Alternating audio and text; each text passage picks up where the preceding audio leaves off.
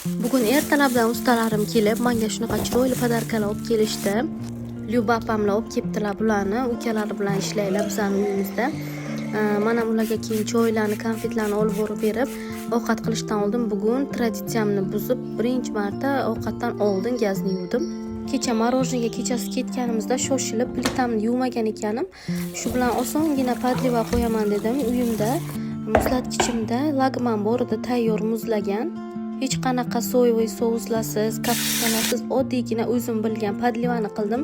Endi o'xshamaganidan ko'ra o'xshaganini qilganim yaxshiroq, chunki men obedga уже ustalarimga obed berishim kerak. Ular kutib o'tirmaydi-ku, o'xshamagan ekan boshqa pishiradi deb.